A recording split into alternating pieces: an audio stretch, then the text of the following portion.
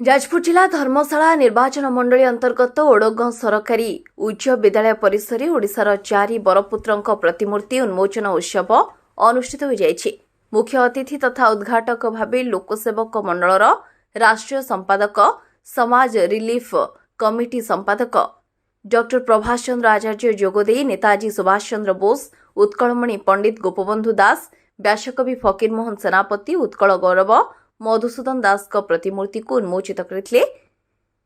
वंदे उत्कल जननी संगीत गान कराजिबा सह प्रतिमूर्ति रे माल्यार्पण कराजिबा परे सभागृह रे सभा आयोजित होइतला।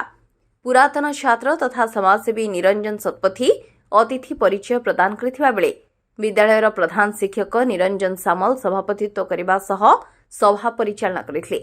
सम्मानित अतिथि भावे सरपंच आयुष्मती दास, ग्रामीण एकता मंच सभापति अभिमन्यु साहू, प्रसन्न साहू, राधानाथ दास, उदय महांती प्रमुख जोगदे बरपुत्र माने समाज आदर्श बोली कहबा सह सेमानकर प्रतिमूर्ति पिलामानंकु श्रृंखलित भावे गढ़ी तोलिबारे सहयोग करिवो। वृंदावन सतपथी धन्यवाद अर्पण करथिले। प्रतिमूर्ति जो विद्यालय रे जेबे भी मु उन्मोचन अवसर में जोगदेवार सुजोग लाभ करछि सेतेबेले परवर्ती समय जेतेबेले मु जाए से मु लक्ष्य करे से अनुष्ठान निश्चित किछि ना किछि अंततः नैतिकता दृष्टि ताकर उन्नति ही थाए।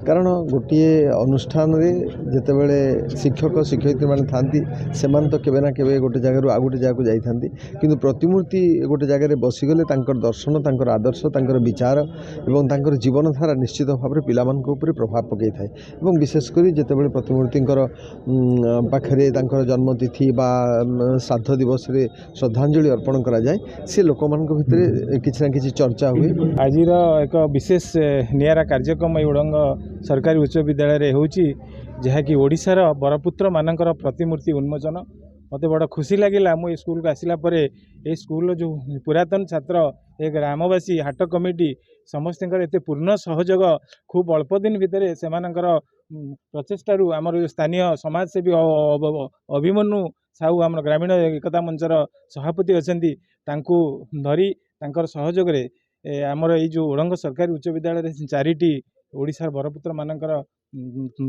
प्रतिमूर्ति स्थापना करछन। एक नियारा कार्यक्रम वास्तविक एटा समस्त विद्यालय हवा उचित। आजिकल पिला माने आमर उत्कलर अतीत को भूली जाउछन्ती। हाई स्कूल ले बहुत पिला पढ़ी आप 80% पिला को पचारे उत्कलर बरपुत्र मानकर नाम, तांकर जन्म एवं तांकर श्राद्ध दिवस कहींपारे ना, किंतु जदि विद्यालय मानकर ये जो नियारा कार्यक्रम ओडिशार बरपुत्र मानकर प्रतिमूर्ति स्थापना करा जाउची, एटलिस्ट पिला माने सबुदिन आसिले विद्यालय देखिए उत्कलमणि गोपबंधु दास तांकर जन्म एति श्राद्धवासी एति पिला माने हुए तो जाई खोजिबे। आजकल तो इंटरनेट जुग है जे उत्कलमणि गोपबंधु दासंकर अवदान कौन थिला।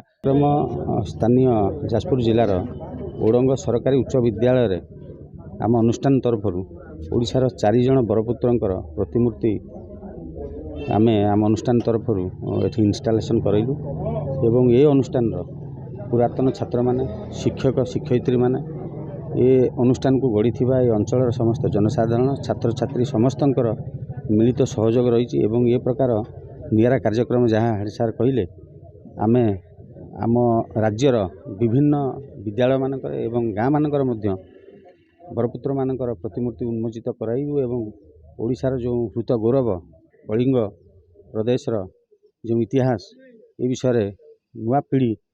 जाजपुर धर्मशाला सुशांत कुमार गोछायतंक रिपोर्ट क्रांतिधारा।